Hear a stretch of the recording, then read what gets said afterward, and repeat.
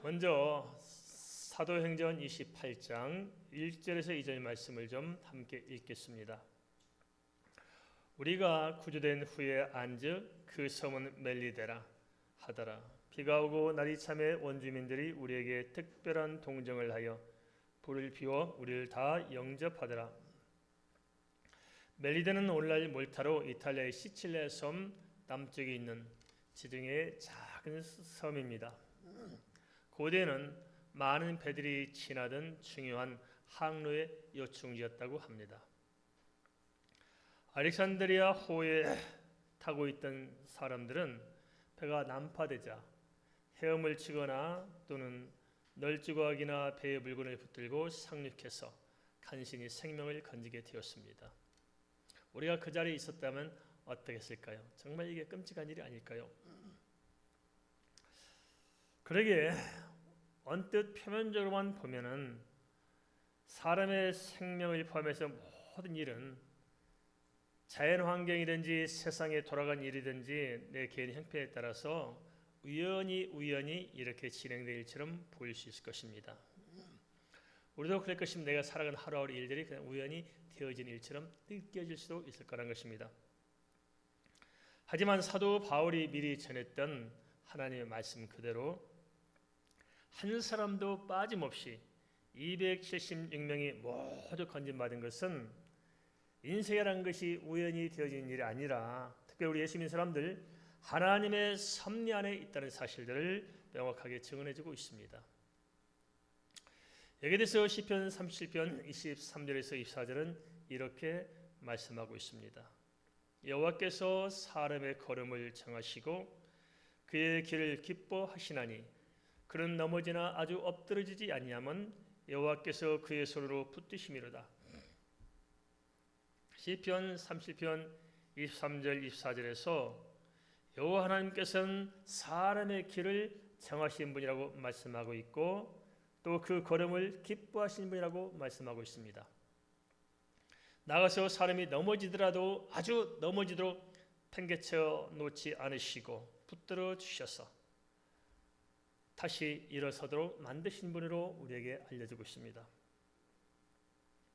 사람들이 하나님을 제대로 몰라서 그렇지 모든 일들이 그저 우연처럼 여겨질지 모르지만은 아닙니다.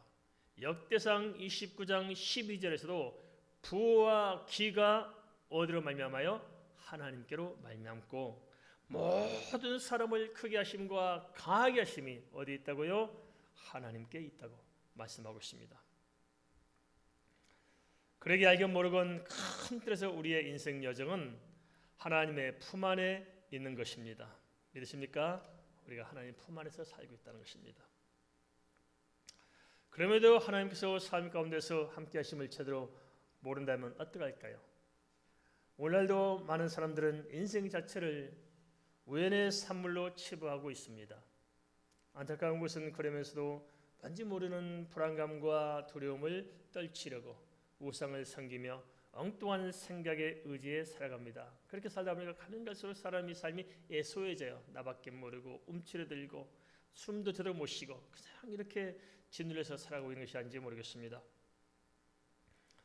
당시 바울의 경우를 통해서 보더라도 하나님께서는 폭풍 가운데서도 미리 말씀하신 그대로 한 생명도 제됨이 없이 모두가 육지에 무사히 상륙하도록 하셨습니다. 그것도 당시 주요 항만이었던 멜리데로 인도하셨습니다. 만일 사람이 살지 않는 무인도 작은 섬으로 인도됐다면 굶어 죽거나 무슨 대책이 없었을 거예요. 그런데 당시에 이 멜리데는 중요한 항만으로서 무역의 요충지였거든요. 하나님께서 가장 적합한 곳으로 결국은 인도에 가십니다. 시련이 많았지만 눈 뜨고 보니까 가장 적합한 곳에 와 있는 거예요. 게다가 바다에서 얼마나 추웠을까요? 그러니까 동네 사람들이 나와서 불을 피워서 이렇게 몸을 회복시키고 또 여러 가지 배려하면서 따뜻하게 맞이하도록 하셨습니다. 겉으로는 그냥 땀 흘려온 것처럼 보일지 모르지만 하나님께서는 고난 가운데서도 은혜를 베푸시며 당신의 품 안에서 인도받고 있다는 것을 이렇게 나타내 주시고 있습니다. 하나님의 손길을 보지 못하면 이 모든 것은 배가 풍랑을 만났지만 어쩌다가 간시 생명을 구한 것처럼 그 우연한 사건처럼 보일 수 있습니다. 하지만 우리가 내게 주어진 모든 일들을 좀 더 깊이 있게 좀 더 내 자신의 밑바닥에서 다시 살펴본다면은 모든 것은 하나님의 큰 틀 안에서 하나님의 큰 계획 속에서 지금 내가 인도받고 있다는 사실들을 우리는 알게 될 것입니다. 우리 역시도 자칫 모든 일들이 그냥 이렇게 세상에 휩쓸려가는 것처럼 그렇게 느껴질 수 있어요. 하지만 사도 바울을 통해서 보면은 성경은 닫혀진 인간 중심의 세계관에서 벗어나서 하나님 중심의 세계관을 지금 열어가도록 요청하고 있다는 사실들을 알 수 있습니다. 그래서 우리 생각을 좀 바꿔야 돼요. 내 중심적인 세계관에서 하나님 중심의 세계관으로 이렇게 생각을 우리 좀 바뀌어져야 됩니다. 매사에 생각이 한계에 갇혀 자기 중심적인 사고의 문턱을 넘어서지 못해 편협하게 살아가는 사람들이 많습니다. 모든 사건을 올바로 이해하지 못하고 편견에 붙들려서 자기 방식대로만 풀어내는 것은 분명 문제가 있습니다. 그 한 단면을 사도행전 28장 3절 4절은 이렇게 조명해 주고 있습니다. 같이 한번 읽겠습니다. 사도행전 28장 3절 4절입니다. 바울이 나무 한 묶음을 거두어 불에 넣으니 뜨거움으로 말미암아 독사가 나와 그 손을 물고 있는지라. 주민들이 이 짐승이 그 손에 매달려 있음을 보고 서로 말하되 진실로 이 사람은 살인한 자로다. 바다에서는 구조를 받았으나 공의가 그를 살지 못하게 함이로다 하더니 멜리데 섬의 원주민들은 불 가운데 던져넣었던 나무 묶음에서 독사가 나와서 바울의 손을 물자 바울을 살인자라고 치부했습니다. 어떻게 아무런 근거도 없이 나무에 숨었다가 뜨거워서 저살리고자 튀어나온 독사가 그냥 물었던 걸 가지고 엉뚱하게 살인자로 매도할 수 있을까요? 그것은 그들 속에 자리한 생각의 관점 자체가 빗나가 있기 때문일 것입니다. 주어진 일들을 어떤 관점에서 접근하에 따라서 그 해석과 판단은 당연히 달라질 수밖에 없을 것입니다. 우리도 그렇잖아요. 제 눈에 안개로 그러잖아요. 내가 까만 안경 쓰고 있으면 아무리 다른 사람들이 하얀 사람도 전부 까맣게 보입니다. 다른 사람의 문제가 아니고 다른 사건의 문제가 아니고 지금 내가 보는 시각에 지금 문제가 있는데 안타까운 것은 그 사실을 모른다는 것입니다. 그래서 나는 옳고 나는 완벽해. 다 남들의 문제예요. 남들은 또 어떻게 생각해요? 당신이 문제라고 또 그렇게 얘기합니다. 너가 문제다. 정작 자신은 몰라. 나는 완벽해. 꼭 제 이야기하는 것 같아가지고 좀 쑥스럽습니다. 다들 찔리시죠?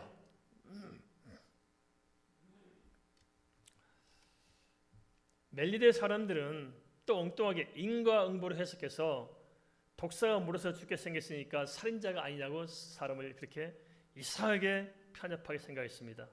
하지만 그 내막을 자세히 들여다보면 요지는 주어진 사건 자체가 아니라 사건을 올바로 해석할 수 없도록 만든 그들의 애곡된 관점, 불확실한 세계관이 그런 생각을 만들어냈다는 것입니다.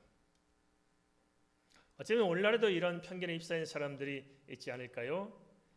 멜리데 사람들처럼 본질을 보지 못하고 외적인 사건으로만 사람을 판단한다면 삶은 척박해질 수밖에 없을 것입니다. 독사가 문 것과 살인자는 도대체 무슨 관계가 있을까요? 우리도 그런 분들이 있습니다. 교회 오다가 발이 부러지니까 저 사람 하나님 버렸다. 드디어 이제 진실을 알았다. 그런 분들이 또 가끔 있어요. 주제파악이 못하고 그런 생각을 하고 사람을 보는 시각이 참 교회 안에 참 그런 게 있다는 게 참 답답하기도 합니다. 그럼에도 응고응보라든 단편적인 직관을 가지고 사건을 자꾸 끌어가면 이건 곤란합니다. 그런 오판에 이르도록 한 본질적인 원인은 무엇일까요? 또 어떻게 사람들이 그런 생각이 붙어 사느냐 하는 것입니다. 그게 본질적인 이유가 중요하지 않을까요? 그것은 하나님을 제대로 알지 못해서 그렇습니다. 예수 믿는다고 말은 하지만은 진짜 예수를 만나지 못한 것입니다. 이런 점을 우리가 좀 깊이 좀 고심을 해봐야 됩니다. 창조주 하나님을 알아야 하나님의 관점에서 사건을 바라보는 영적인 관점이 생기고 또 정확한 세계관이 형성될 것입니다. 히브리서 11장 3절을 통해 하나님께서는 이렇게 오늘 우리에게 말씀하고 있습니다. 믿음으로 모든 세계가 누구의 말씀으로 지어졌어요? 하나님의 말씀으로 지은 줄 우리가 아나니 보이는 것은 나타난 것으로 말미암아 된 것이 아니다 하는 것입니다. 히브리서 11장 3절 말씀대로 우리가 믿음으로 살아갈 때 모든 세계를 바라보는 올바른 세상이 쫙 열려서 바른 분별력을 가져줄 것입니다. 사람 보면 좀 우리가 흔히 하는 말로 말이 안 통한다고 그러잖아요. 말이 안 통한 이유가 뭘까요? 자기 생각밖에 모르니까 말이 안 통하는 거예요. 그죠? 조금 열고 보면은 말이 통할 텐데 너무 생각이 한쪽으로 치우쳐가지고 정말 답답한 사람도 있습니다. 안타까운 것은 크리스찬들조차도 자신의 일이든 다른 사람의 일이든 하나님의 말씀 앞에서 하나님의 시각에서 접근하지 못하고 내 방식만 고집한다는 것입니다. 그런 경향은 사실 사람의 밑바닥에 자리한 이 불신앙에서 시작된 것입니다. 그렇다면 우리가 믿음으로 산다는 것은 무엇일까요? 그것은 하나님의 절대 주권을 좀 인정하고 그 안에서 하나님의 말씀에 따라 올바로 분별하며 살아가는 것이 아니겠습니까? 그럴 때 빗나간 모든 편견들이 깨어지고 성경적인 가치관과 하나님 중심의 세계관을 가지고 살아갈 수 있을 줄 압니다.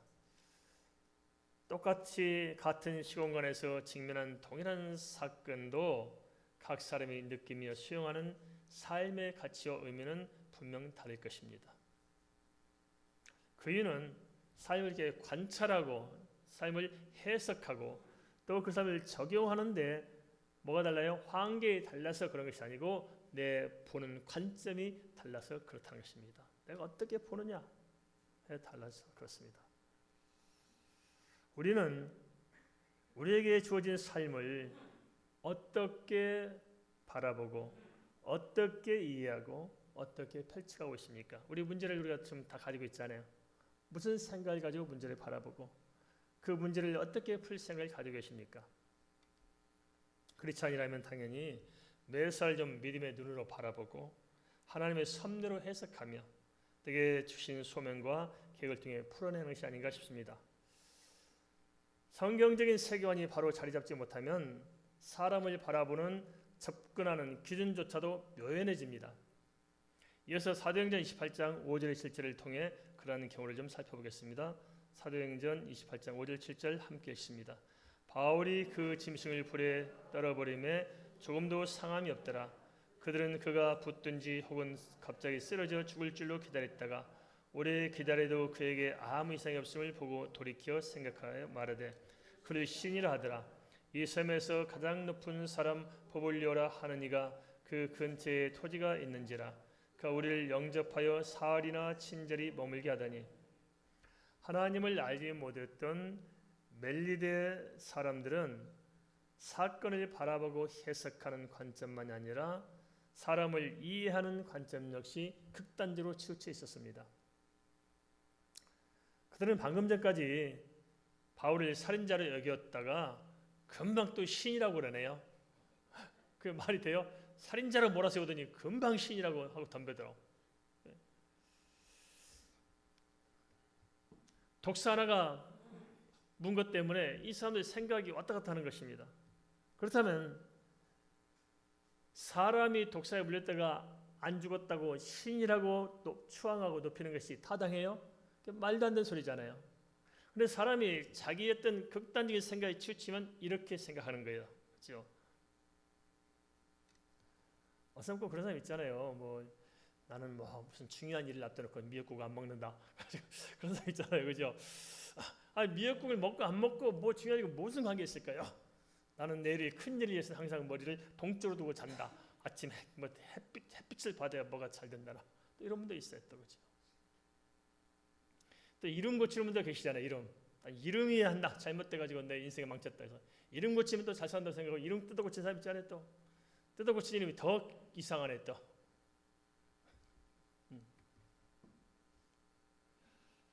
참 사람들이 말도 안 되는 걸 붙잡고 그걸 가지고 인생을 풀어보려고 노력해요. 정월이면 또 그런 사람 많잖아요. 또 무슨 뭐 토종비결 본다고 하는 사람 있잖아요. 해본 사람 손 들어보세요. 별별 사람 다 있어요, 그렇죠?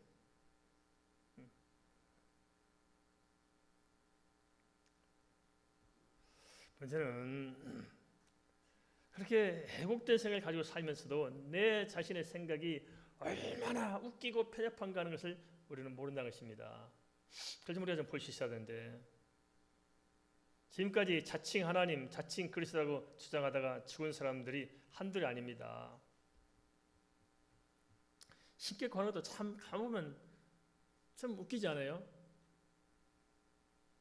하나님의 교회나 통일교나 신천지라 우리 대한민국 안에서도 참 거기에 몰두한 사람들이 정말 적지 않은 사람들이잖아요. 최소한 100만 명이 될 거예요. 100만 명. 그러니까 그 안에 미쳐서 정신 못 차는 사람들이 한 100만 명 정도. 기독교인 중에 4분의 1이 이단이라고 그러니까 우리가 모르는 이단들이 얼마나 많은지 모릅니다. 다 거기에 빠지면서 열심히 산다고 그러니까 사람들 볼 때 기독교 알기를 얼마나 우습게 알겠어요. 어떻게 지 몸도 간수 못해가지고 실체했다고 병원에 왔다 갔다 하는 사람이 영원히 안 죽는다고 큰 소리 치면서 쫓아다닐 수 있을까요? 그게 말이 됩니까? 어떻게 그 사람이 죄를 맺을까요? 그 기본적인 어떤 사고의 틀이 고장난 거 아닐까요? 뇌세포가 망가진 거 아닐까요? 그 근본 이유는 도대체 무엇일까요? 그것은 이래야 많지만 가만히 들여다보면 하나의 뿌리가 같아요. 그게 뭐냐? 예수 그리스도를 진정으로 만나지 못한 거예요. 그리고 진정으로 거듭나지 못하니까 쉽사리 그런 데서 가스라이팅을 당하게 되고, 그러다 보니까 배후에 있는 흑암의 세력에 붙들려 사는 것입니다. 그렇게 극단적이진 않을지라도 사람을 너무 과대평가하거나 너무 과소평가하는 것도 조심해야 됩니다. 예전에 뭐 대통령께 각하 그랬잖아요. 각하는 뭘 각하요? 대통령이지. 이런 것도 다 우리가 한 시대 보면은 가만 지금 우리 이 시대 민주화된 시대에서 들여다본다면은 얼마나 인간들의 생각들이 애곡되고 사람을 우상화하는가를 잘 알 수 있잖아요. 사람에 대한 처신에 있어서 성경은 두 가지를 이야기해주고 있어요. 하나는 뭐냐? 시편 146편 3절 4절. 귀인들을 의지하지 말라. 의지하지 말고, 도울 힘이 없는 인생을 의지하지 말라. 의지하지 말라. 그의 호흡이 끊어지면 흙으로 돌아가서 그날에 그의 생각이 소멸하리로다. 그러면 마가복음 12장 31절은 또 이렇게 말씀하고 있습니다. 둘째는 이것이니 내 이웃을 내 자신과 같이 사랑하라 하신 것이라. 이보다 더 큰 계명이 없느니라. 사람을 너무 과대평가해서 그 사람에게 의지하려 하지도 말고, 또 반대로 사람을 너무 과소평가해서 너무 무시해서 팽개치지 말고 사랑하는 것입니다. 총체적인 인격체인 크리스찬으로서 올바른 신앙과 삶을 지켜가기 위해서는 이 시대에 우리 역시 거짓 없는 믿음으로 말씀을 가지고 정확한 통찰력이 필요합니다. 동의하시죠? 말씀을 되게 정확히 바라봐야 되는데 이게 안 되니까 제멋대로 살아가는 거 아닐까요? 그러지 못하면 오히려 크리스찬 사람들이 더 편협해지고 불신자보다 오히려 더 하나님의 영광을 가리기 쉬울 수 있습니다. 어떻게 합니까? 예수 안 믿는 사람이 교회에 대해서 하나님에 대해서 영광을 가리니까 예수 믿는 사람들이 가리고 있습니까? 믿는 사람이 가리고 있잖아요. 이유가 뭘까요? 본질적으로 따지면 믿는다는데 안 믿는 거예요. 밑바탕에서 진짜 진정성 있게 예수 그리스도를 믿고 주를 나의 주인으로 받아들이고 정말 거듭나서 하나님의 가치관, 하나님의 세계관, 하나님의 인생관, 하나님의 관점으로 세상을 살아갈 수 있다면은 절대 그런 일이 없지 않겠어요? 근데 그런 게 안 되는 거예요. 교회 안에서도 안 되는데 세상에 되겠어요?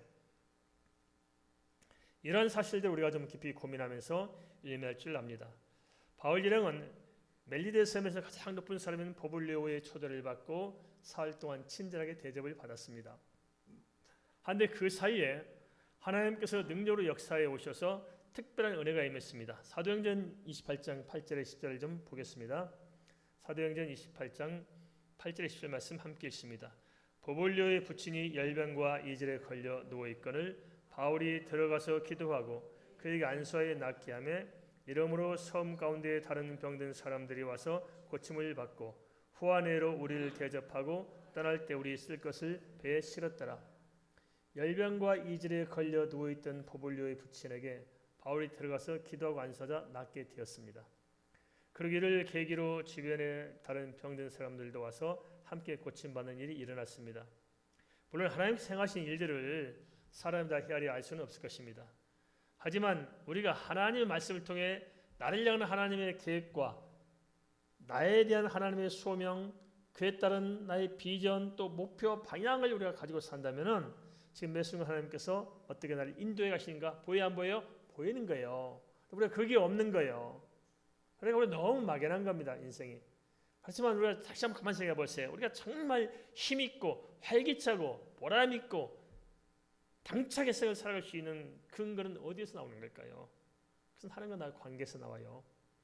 하나님께서 정말 나의 하나님이 되시고 하나님 안에 내 인생이 있다는 사실을 알고 정말 하나님께서 나를 무엇을 위해서 어떻게 쓰임받도록 계획하고 계신가를 내가 정확히 이해하고 숙지하고 그를 통해서 붙들고 기도하다 보면 분명히 내게 비전이 생겨요. 이런 일들이 막 비전이 생기고 그러다 구체적인 목표가 생겨요. 그러면 무슨 일이 생기든지 다 어떻게 해석해요? 그러한 하나님과 나의 관계에서 형성된 그러한 세계관, 그러한 가치관, 그런 인생관을 가지고 내가 삶을 풀어내게 돼 있어요. 그게 없기 때문에 우리는 그냥 매번 달라요. 언제 이랬다 언제 저랬다. 도대체 인생이 일관성이 없이 피곤하고 힘드는데 보람도 없고 그렇습니다. 하늘 병든 사람들 고친 이유를 보면 한 가지 납득이 안 되는 점이 있어요. 그게 뭐냐? 병든 사람을 고쳤으니 바벨로와 멜리데 사람들이 바울을 진짜 한층 더 신으로 추앙할 만하잖아요. 독사 새끼한테 물렸다가 살아나는 것도 하나님을 섬겼으면 이렇게 죽은 사람들 살렸으니까 얼마나 높이 떠받들겠어요. 진짜 신이라고 제사를 지낼 거 아니겠어요. 그렇지만 그들의 태도는 이전과 달랐습니다. 그들은 더 이상 바울을 신으로 추앙하지도 않았고 같은 사람을 애호하면서 그냥 정성껏 섬겼을 뿐입니다. 물론 보블리오는 다른 백성들과 생각이 좀 달랐을 수도 있을 것입니다. 어쨌든 사도행전 28장 10절은 후한 애로 대접하고 떠날 때 쓸 것을 배에 실었다고 알려주고 있습니다. 왜 그렇게 했을까요? 하나님이어서 그렇게 했을까요? 아니요. 하나님은 지가 알아서 지가 먹지. 그렇게 안 했을 거예요. 뭘로 봤어요? 사람으로 본 거예요. 사람으로.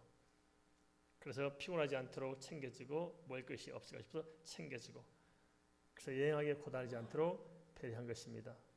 신으로 추앙했다면 제사를 지내지 이렇게 하겠어요. 그렇다면 어떻게 해서 이 편협한 그 사람들이 이토록 생각이 바뀔 수 있을까요? 뭐가 바꿔냈을까요? 우리가 그렇습니다. 우리의 이 편협된 생각을 어떻게 해야 바꿔낼 수 있을까요? 사실 가만 보면 지금 보면 저마다 하나님 앞에 온전히 살지 못한 이유들이 있어요. 그게 뭐냐면 내 생각, 내가 가지고 있는 어떤 내 카테고리 그 안에 우리가 살아가고 있기 때문에 그렇습니다. 깨뜨려야 되는데 못 깨뜨리고 나오는 거예요. 아무리 부활을 시켜자 해도 병아리가 자기를 둘러싸고 있는 그 달걀의 껍질을 깨지 못하면 새로운 세상에 나올 수가 없습니다. 자기의 껍질을 깨야 됩니다. 동의하십니까? 네, 껍질을 깨야 돼요. 사울 인사합시다. 껍질을 좀 깹시다. 껍질을 깨야 돼요. 똘똘 뭉쳐진 자 그 껍질. 그런데 우리는 어떤 생각을 하냐면 그게 완벽하다고 생각하고 그런 생각에 의지하며 살아요. 사람들이. 안 그렇습니까? 어느 사람은 돈 없으면 죽어. 저도 예전에 한번 친구 집에 갔는데 참 충격을 받았어요. 그 친구 집 그 아이들 방에 칠판이 걸리는데 뭐라 써있냐면 정말 충격이더라고요. 출세 못하면 죽는다. 저렇게나 출세하고 성공하고 한다고 그걸 간문에 어떤 뭐 교훈처럼 써서 애들한테 교육을 시킨 것 같아요. 출세하고 성공해라. 그래서 지금 제가 한번 물어보고 싶어요. 얼마나 출세하고 성공했는지 좀 확인해보고 싶은데 네.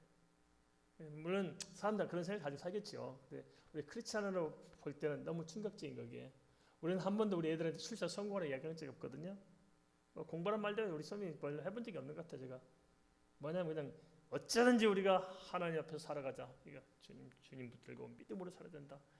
찬송하고 정말 하나님 말씀 안에 살려고만 해왔는데 하나님께서 은혜를 주신 것 같아요.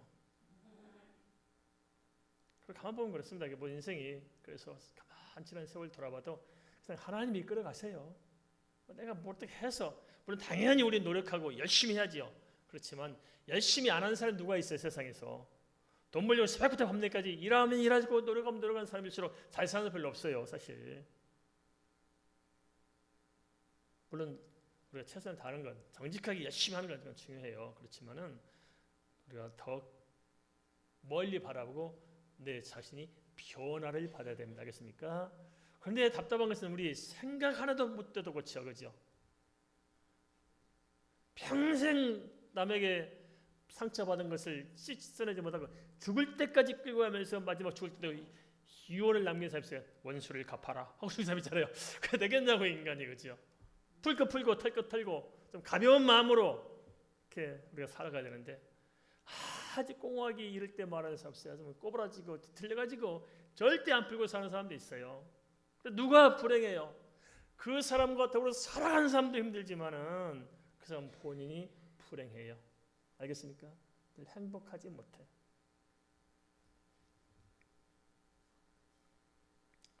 도대체 그럼 어떻게 바뀌어져야 되냐? 어떻게 바뀌어져야 되냐? 그것은 다른 것이 아닙니다.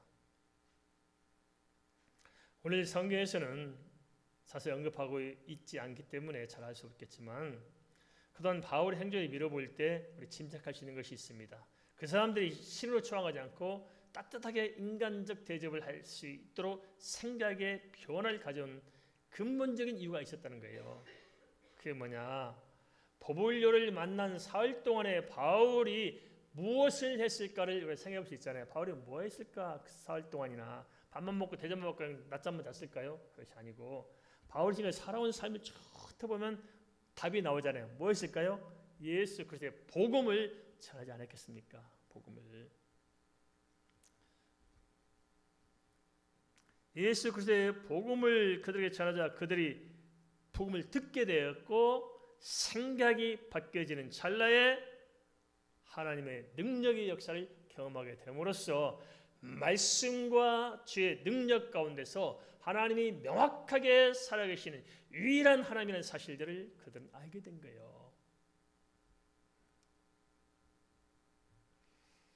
예수 그리스도의 복음을 듣고 정말 강력한 하나님의 은혜를 체험하자 그들은 비로소 나를 짓누리던 모든 못된 생각들, 모든 편협하고 애곡된 생각들, 짓누렸던 모든 것들이 다 깨뜨려지고 그를 뛰쳐나와서 바른 생각을 가지고 살 수 있는 안목이 열렸을 것입니다.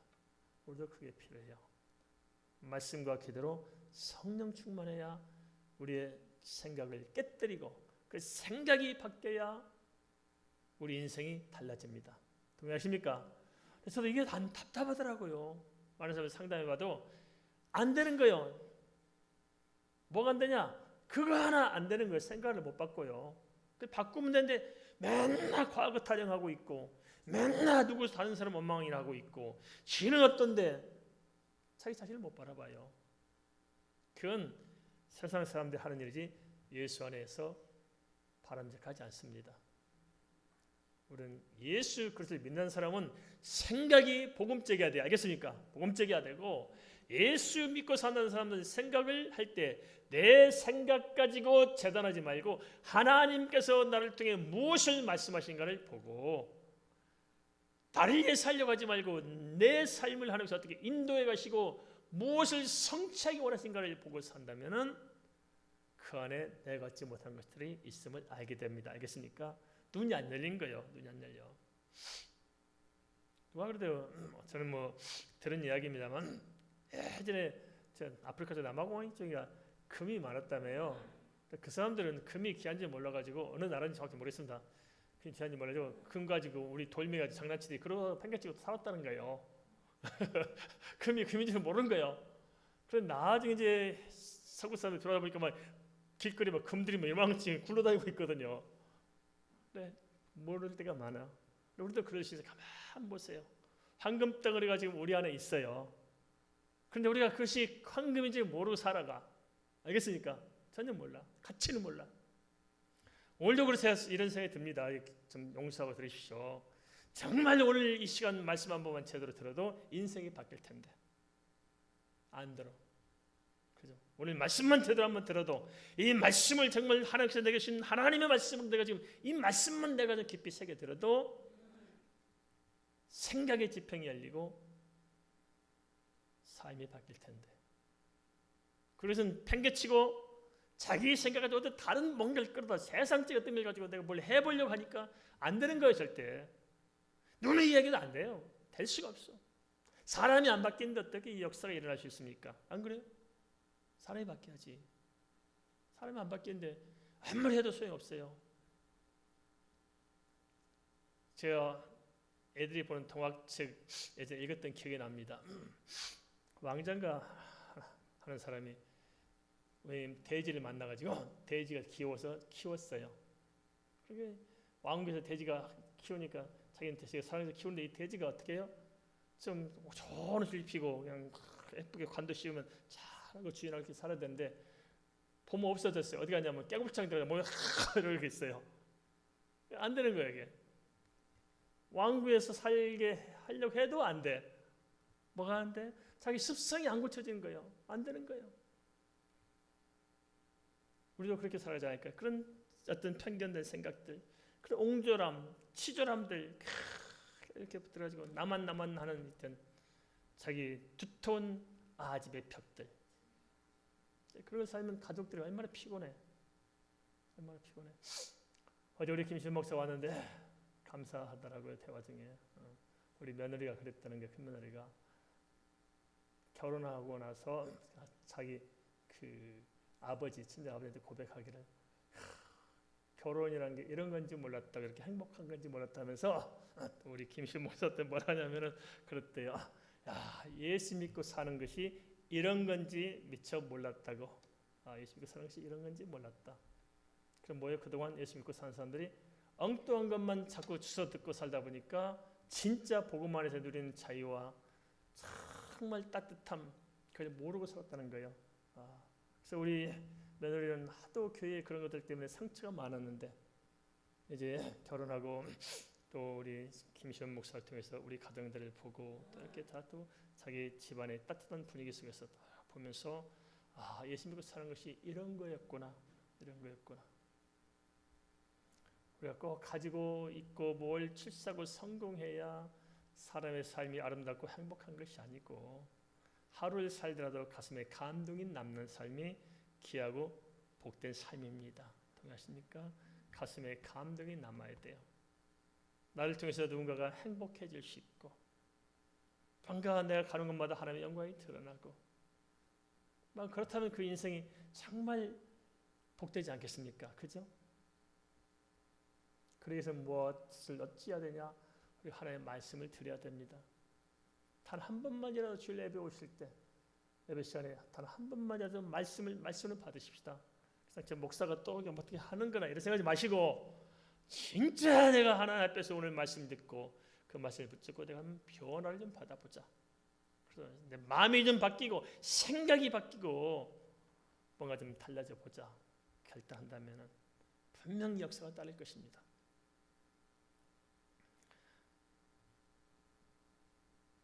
예수 그리스도의 복음을 듣고 하나님의 능력을 체험하게 됨으로써 멜리데의 사람들도 비로소 사실을 정확히 직시할 줄 아는 생각의 문이 열렸을 것입니다. 모든 능력은 사람에서 나온 것이 아니라 하나님께로부터 나왔고 삼위 하나님만이 참된 하나님이시라는 사실들을 그들은 깨달을 수 있었을 것입니다. 이 사실 하나만 정확하게 알아도 인생의 변화를 받는데 멜리 사람들이 이렇게 변화를 받을 수 있는 것도 이 사실 하나 알아가지고 그렇게 된 게 아닐까요? 그러기에 로마서 10장 11절은 이렇게 말씀하고 있습니다.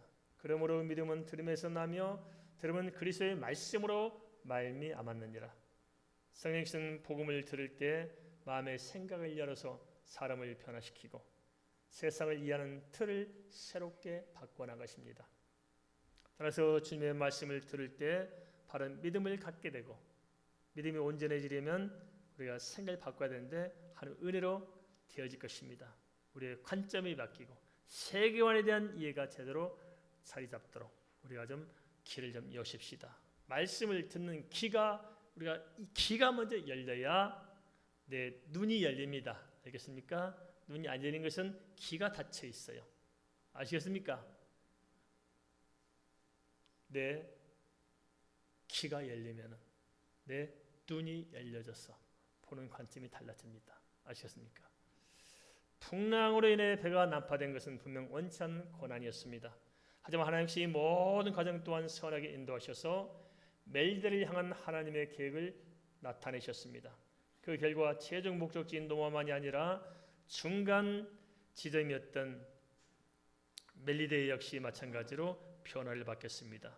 그 안에서 하나님의 영광을 드러냈습니다. 그리고 그러한 일련의 사건을 통해서 성경은 사람들의 관점과 세계관의 변화는 어떻게 일어나는가 하는 것을 잘 지어내주고 있습니다. 바울을 살인자로 치부하자마자 곧장 신으로 총하던 사람들은 사도 바울과 깊이 있게 만나면서 그를 통해 예수 그리스도의 복음을 들었을 것이고, 성경에 정확히 이야기하지 않아서 뭐라 단정하기 어렵지만 변화의 새로운 돌파구를 마련한 것이 아닐까요?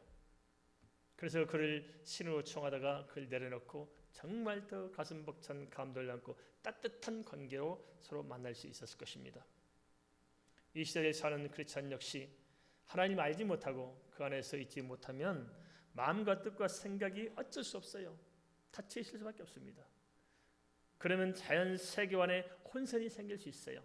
우리가 다 정확히 분별하고 사는 것 같을지 모르지만 정말 가만 보면 엉뚱한 생각 가지고 엉뚱한 일 하면서 사는 사람들이 한둘이 아닙니다. 그러기에 잠언 9장 10절은 이렇게 말씀하셨습니다. 여호와를 경외하는 것이 지혜의 근본이요 거룩하신 자를 아는 것이 명철이니라. 오늘 우리는 어떻게 믿고 어떻게 생각하며 어떤 생활을 가지고 살아가고 있을까요? 혹시 멜리의 사람들처럼 깊은 생각이 없이 주어진 상황만 바라보며 편견에 휘둘려가고 있지는 않습니까? 사람 누구나 주어진 그대로 삶을 사는 사람이 아무도 없어요. 그렇잖아요. 주어진 그대로 사는 사람이 아무도 없다고요. 인간은 어떻게 사느냐? 그건 바라보고 해석하고 이해하는 대로 믿고 사는 거예요. 사람들은. 그런데 바라보는 게 틀리고 해석하는 게 잘못되고 이해가 잘못 빗나가면 삶은 어떻게 돼요? 자연스럽게 안 되는 거예요. 왜곡될 수밖에 없는 거예요.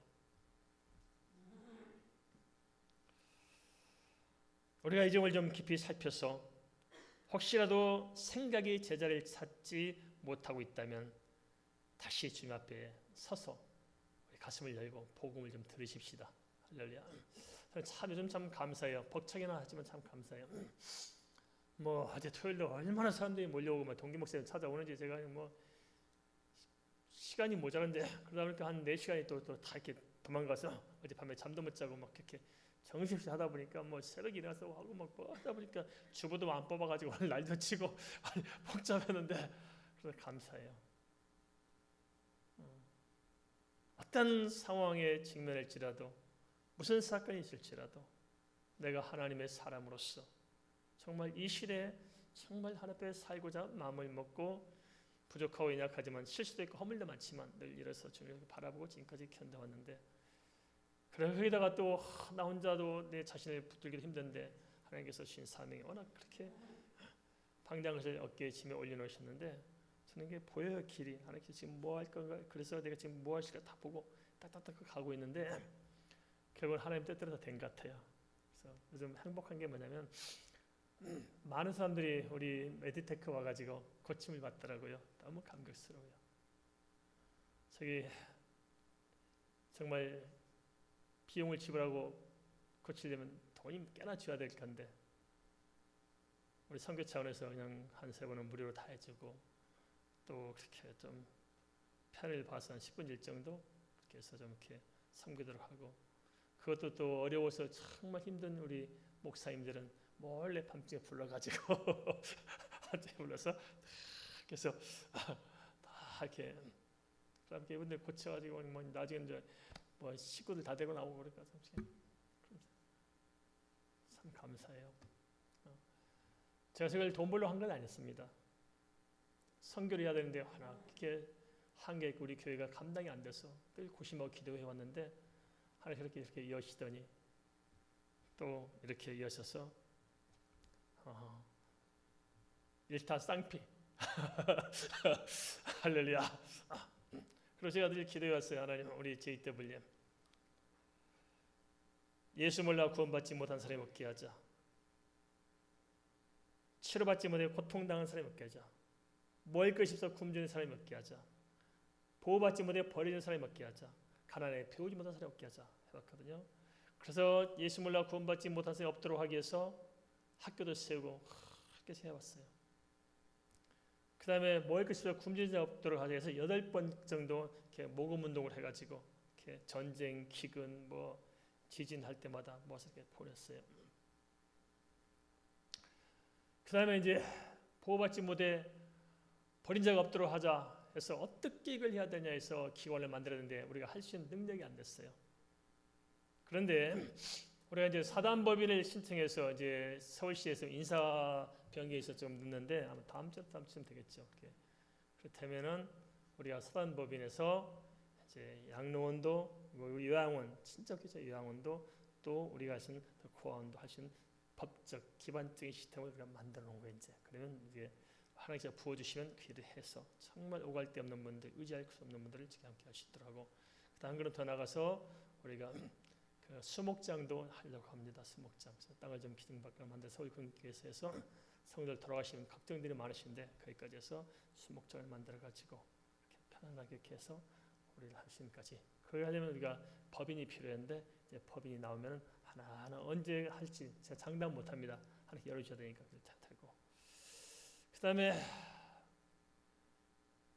치료받지 못해 고통당한 사람이 없게 하자 해서 저는 이제 그 의약품들 해서 해외 보내는 거 이렇게 하고 의사들 모시고 와서 가게 이렇게 하려고 그랬는데 또 저도 하지도 못했습니다만 근데 하나님께서 또 이렇게 우리가 비즈니스 미션을 시작했던 것이 알고 보니까 하나님께서 의료 선교 쪽으로 돌려놓으신 것 같아요, 그죠? 많이를 꽂혀서 돈만 많이 생긴다면 다 선교지 이렇게 하나씩 다 갖다 다 원씩 해서 진짜 치료받지 못해 고통을 사람이 없도록 하시는 비전을 주셨습니다. 할렐루야. 지금 하고 있다는 거 아니고 지금 역량이 모자라서 못하지만 비전을 주셨어요. 이러면 되겠구나. 그래서 거기서 조금씩이라도 돈이 모아지면 그걸로 또 선교하시고 해서 시스템도 만들어놓고 또 자립 선교, 자립 목회하는 목사님들 뒤에 섬길 수 있도록 어떻게든 돈 벌면 그분들을 섬겨서 그들이 자립 목회해서 내가 혼자 못하니까 다 같이 일할 수 있도록 할 것인가 이거 다 된 거예요. 좋죠? 그 다음에 이렇게 가난에 배우지 못한 사람이 없도록 하기 위해서 대안학교도 만들어가지고 그래서 앞으로 하나하나 해나가는 것들 저는 아주 가난하고 너무너무 가난해서 평생 소원이 뭐냐면 새끼 쌀밥에 고깃국 먹는 것이 내 인생의 최대 희망이었고 비전이었습니다. 목표였고 하나님께서는 가장 비천한 자를 들어서 예수 그리스도를 만나게 하시고 주님의 은혜를 알게 하시고 모든 인생은 주님께서 이끌어내는 사실들을 알게 하셨습니다. 그리고 정말 주님이 얼마나 감사한 분이고 얼마나 위대한 분이고 얼마나 내게 소중한 분이고 자랑스러운 분인가를 알게 되었습니다. 그래서 그 주님만 바라보고 이렇게 오는데 제 능력과 관계없이 삶을 통해서 많은 사람이 따뜻함을 느끼게 되는 것 같아서 행복합니다. 제가 어제도 우리 목사님이 고백했어요. 목사님 참 이상하지. 나를 만난 모든 사람 다 복을 받네. 나를 만나서 모든 사람이 복을 받아. 복을 모르는 사람이 나를 만나서 복음을 알고 세계에서 뭐 어떻게 할지 모르는 사람이 나를 만나서 길이 다 열리고 나를 만나서 내 주변 사람들이 건강을 회복하고 나를 만나면 모든 사람이 복을 받네. 옛날엔 나를 만난 사람 다 골치 아팠어요. 그죠? 나를 만나면 골치 아파 사람들이. 그런데 이제는 나를 만난 사람들이 행복해져요. 뭐가 달라졌을까요? 저는 그대로예요. 여전히 부족하고 여전히 모자라고 여전히 내 자신을 내쓸 게 없어요. 뭐가 달라졌냐? 내 마음속에 생각이 달라진 거예요. 생각이. 알겠습니까? 바라보는 세계관, 사람을 바라보는 인간관, 내가 중요하게 여기는 가치관이 달라진 거예요. 그것이 나를 이렇게 기쁨으로 살도록 만들었습니다. 사랑하는 성도님들, 문제는 문제가 아니에요. 알겠습니까? 속지 마시 바랍니다. 눈앞에 보이는 문제가 아니라니까요. 자꾸 그것만 바라보고 사니까 안 풀리는 거예요. 제가 볼 때는 그것 때문에 안 풀려. 그런 생각 때문에. 그걸 던져버리고 진짜 내 속에서 생각이 열려지면 길이 있는데 그걸 못해요. 그 생각이 열리는 게 얼마나 중요한 줄 아십니까? 우린 저는 말씀드린 어릴 때 너무 가서 세 끼를 배불리 못 먹어봤어요. 한 번도. 하루 두 끼 먹고 맨날 이랬거든요. 그것도 고구마 섞어서 먹어야 돼. 그런데 지금 생각해보니까요. 몰라서 바닷가지가 너무 많았어. 우리 바닷가에 서해안에. 깔려있는 게 바닷가지가 있고 거기도 막 그렇게 많은데 우리는 그것을 먹어도 된다는 생각을 못하고 살아서 그 귀한 비싼 것들을 다 놔두고 굶고 산 거예요. 그리고 들판에 고기들이 얼마나 많은데 그걸 잡아먹는다는 생각이 못해서 뭐 이런 고기들 다녀도 그냥 살아서 배고파 굶주고 죽는 거예요. 뭐가 문제예요? 환경이 문제가 아니었다고요. 생각이 안 열려. 그게 문제예요. 오늘 우리도 마찬가지입니다. 생각이 안 열려서 그렇게 살아가는 거예요. 생각만 열면 좋은데. 그래서 우리가 좀 말씀으로 변화받고 생각을 열어봅시다. 알겠습니까? 생각을 열어보면 생각을 열면은 길이 보입니다. 이 말씀을 생각하고 한번 기도하겠습니다.